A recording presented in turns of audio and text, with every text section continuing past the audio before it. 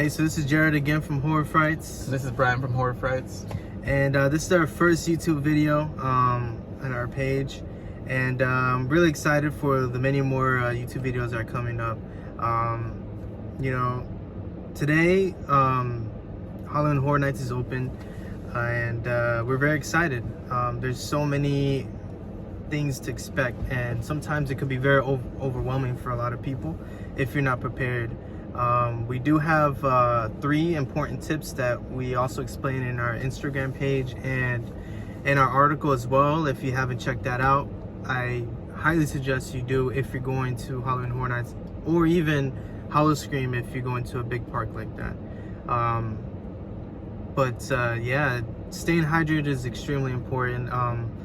What we do in Busch Gardens is we'll buy the souvenir cup and then refill it with water throughout the time, and it's super convenient. And Halloween Horror Nights also has, or even Universal Park itself has Coca-Cola Freestyle, so you can just refill it whenever you need to, because it's extremely important. Yeah, I definitely agree. You gotta make sure you stay hydrated. There's also a lot of water fountains throughout the park. You want to make sure you're stopping by, drinking water. Just because, you know, it's Florida, it's always humid. And like Jared was saying, you got to wear comfortable shoes. You want to make sure you got the sneakers on. You don't want to be wearing flip-flops, or, you know, for women, you know, their sandals or high heels.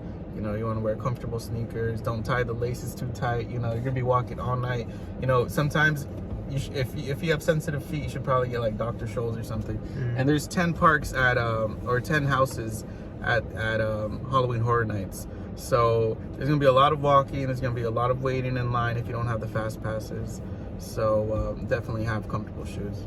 Yeah, exactly. And you know, even the jacket, and because it's necessary to at least have a jacket just in case, because like I said, like Florida weather is very unpredictable. You know, it could be raining in 5 minutes and then it stops. And that happens throughout the day, especially for people who aren't from Florida and they're visiting. That's an extremely important thing, because you don't want to get soaked and then go inside a cold AC haunted house and then come outside again. You're gonna get sick, you know, the day after or whatever, and swollen if you don't bring comfortable shoes. It's not gonna be a good look for you. But yeah, those are very important tips to keep in mind. What do you think about so far about the lineup with the houses? Like, just by looking at all 10 of them, like, what do you think? Honestly, very excited about Halloween Horror Nights. I mean, they definitely got the budget, they got the big names, and you know, a lot, like, you go to a lot of different like local houses, and you know, they have themes, but you know, they're not like brand names. You know, like we got The Weeknd, we got Halloween, they got the Blumhouse, you know, so they got big names.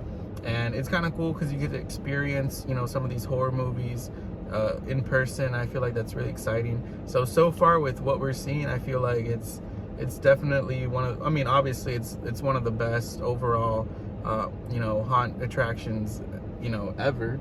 And so they have like the best names, and you know, it's something to look forward to. And I'm really excited about the big names, you know, like see what they can do with it. Yeah, I agree. And this year especially, there's been a lot more original concept houses compared in the past. You know, we've had a lot of IPs in the past, and I have nothing against IPs, but I know that Universal Studios Orlando really know how to create these original houses, you know. And one of them I'm really excited for would say the Descendants of Destruction. I would say it's part of my top, you know, of anticipated houses, because I have a feeling they're gonna make it really detailed on this one, and the environment, and being inside like underground in the subway, because there's no subways here in Florida. So it would be really trippy for people who are from New York or wherever there are subways, and going to a place that's completely flat land and having a subway. I think that would be like super mind-blowing. And I've always been a fan of like things like that are like destroyed and stuff like that. And then Fiesta de Chupacabra is also one of my top as well, an original concept, because it's like, you know, representation matters, you know, and I think it's really cool to see something that it's like a little shout out to our culture, you know, and I really hope you guys can really see the hype around it and not get disappointed, you know. And I feel like it's gonna be really good. I feel like there's gonna be different types of animatronics. I don't know how they're gonna do the chupacabras, if they're gonna do it similar to American Werewolf previously in the years, where they use like small, like, I guess, dogs that they're like puppets and move them around like that. So I really am excited to see how it turns out. Definitely. And talking about original, I mean, the one I'm most excited for myself, not just as, you know, being an original, but just overall for Halloween Horror Nights, the one I'm most excited for is Bugs Eaten Alive, because everyone's scared of, I mean, not everyone, but, you know, if you see a roach, I guarantee you 9 out of 10 people are going to scream. So I'm really excited to see what they do with that. You know, roaches, spiders, you know, wasp, bees, you know, there's so much you can do with it, and I feel like it's more believable. So I'm really excited to see like how they incorporate the bugs, you know, and how, you know, scare actors, you know, are they going to dress up as like huge insects, or, you know, is it going to be more of the maybe like animatronics, but like somehow, you know, like, and I can already like hear there's going to be a lot of sound probably, you know, like the buzzing, and like in Shrek 4, I mean, Shrek 4D, you know how they have the spiders with the ears? So I'm kind of like, I'm intrigued to see if they're going to incorporate some of that technology in there, you know, the 4D, because it's so easy to use with bugs. But I really want to see like what they do with that. So that's the one I'm most excited for overall. Yeah, and I feel like when we went to Motel Hell and back in Busch Gardens, now it's going to be placed as Witch of the Woods, and that spacing. It was something similar to that, you know, it's all 50s theme, and going to a you know, a hotel, and there was like roaches. Like, I think the last time we went, it was like an exterminator, so you'll see like everything crawling and like projectors and all that. So maybe they'll have something similar to that, but I can't say anything until we actually experience it ourselves. Yeah, definitely. So a good game plan or a strategy going to the park, you know, we highly suggest getting fast passes, because especially if you want a peak night, a Saturday, easily you're gonna have to wait a long time. Horror Nights gets really packed, and even Busch Gardens Howl-O-Scream gets extremely packed, a lot of lines, a lot of people, but you have to be prepared, because if you're only going one night, and for us, you know, we live in South Florida, we live in Boynton, so we, from Orlando to here, it's like 2 hours and a half, so it's got to be worth the 2 hours and a half, you know. And so because of that, you got to find a good way to enjoy as much as you can. If you can't afford fast passes, or you just cannot buy at the moment, take the route on going in on time, right? Gates will also be extremely busy, like with people when they first open, so you can either wait till it dies down, or if you already have your Horror Nights pass, you can just buy the Stay and Scream for $35. I don't know if the price has changed, but the last time I saw it was $35, and basically you go in at 3, chill for a little bit, eat, and then they even have about 2 houses that they can open before the actual event starts, and that will give you an advantage to already go into a haunted house already, and that can just cut off on your lineup and then go from there. I would suggest also walking towards like the Men in Black area and going out towards the entrance and take that whole circle, because everybody's gonna go into like the foot traffic. I can guarantee you everybody's gonna go straight to where Hollywood Rip Ride Rocket is, around that area. It's gonna get congested. It's gonna be because a lot of the houses are there. So if you go the opposite way, you get to save all the people, because the people are gonna end up going where you are, and that way you rotate, and that way you get to really be on top of your game and avoid these long lines. Yeah, definitely. I definitely agree with Jared. You want to avoid the congestion areas, go around the other way, and because you know that's where the people are going to head out first. And like Jerry was saying, if you can get the fast pass, it's definitely worth it. It's a lot of money, but you know, less lines. And also with that note, there's gonna be a lot of people. You want to get mentally prepared, you know, to be around a lot of people. That's something that a lot of people don't think about. But if you're not comfortable around crowds, definitely try to get a little bit more prepared, because there's gonna be a lot of crowds. And you know, also decide what type of rides you want to go on. There's a couple shows as well. And you know, take a look at the map, make sure you're familiar with where the scare zones are, and you know, if that's something you want to participate in, or if it's something you don't. I think they also like hide people some places, right, out of the scare zones, or is it just the scare zones? I think, you know, in Busch Gardens, Howl-O-Scream, there's a lot of people who hide inside of bushes and stuff. But when it comes to Horror Nights, since the scare zones are a lot more, I guess, more focused out with lighting, and because when you go to Howl-O-Scream, most of the times it's dark, but here in Horror Nights it's a bit brighter. They incorporate different lights. If you go right now at the park during the day, you'll see a lot of the stands of lights, and also the lineup for the scare zone looks pretty good. I mean, I really want to see how they do with Scarecrow, because that was a house that was a couple years ago, and the anticipation for it, and everybody really liked that house. And now that's converted into a scare zone, I really am excited to see if they're going to use some of the props from the house and then put it out there, or you know, if the types of scare actors are, how detailed, you know, or they're gonna look, you know. And they have a few more, you know, that looks really good.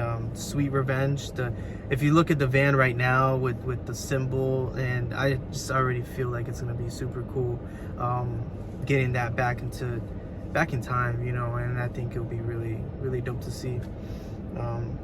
I don't know if you had the time to look at the scare zones, but yeah, I haven't really looked at the scare zones yet. But you know, Universal, like I said in the beginning, has a lot. Like, they have a really good budget, so I'm sure there's gonna be a lot of details. And like every year, I'm gonna expect, you know, some chainsaws and some jump scares here and there. So always excited about that.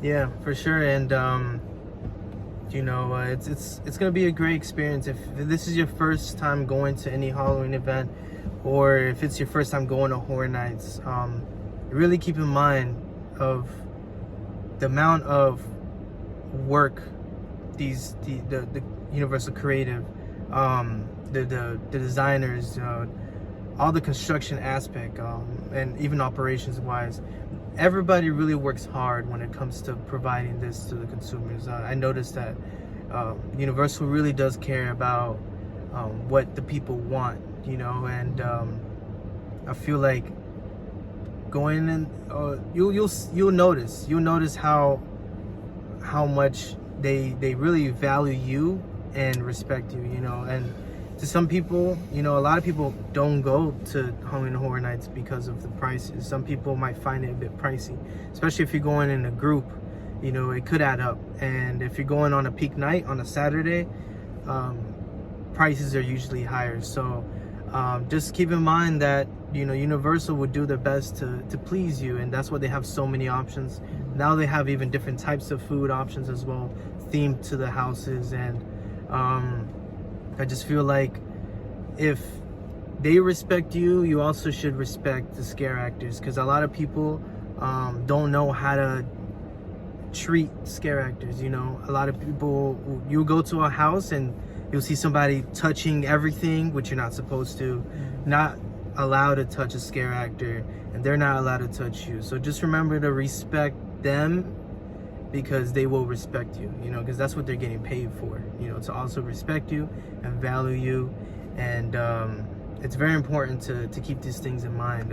I think this year is going to be a fantastic year, and I feel like different types of consumers and crowd, I would say the crowd and the overall fan base will increase after this year, because one, the weekend is going to be there in the spotlight, and a lot of people that listen to the music and never been to Horror Nights, and now they're going for him. That creates even a more diverse fan base. So I'm extremely excited for this year. You know, we'll make more videos as well in the future. And you know, we'll also be over there as well throughout this month, and you know, make some footage, you know, content for you guys, but also for ourselves, you know, because this is something that, you know, we all love, you know, because this is part of one of the biggest events in Florida. Do you have anything to say here? I agree, and just to go off what you were saying about respecting the scare actors, also if it's your first time, remember to respect the whole, you know, everyone who's there, like, you know, like the people behind you, the people in front of you.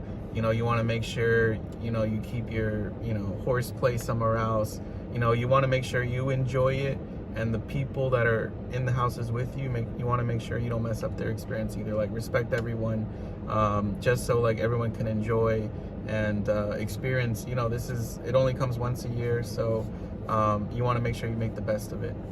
Yeah, no, for sure. I agree. I mean, you know, we also have everything planned out for this year.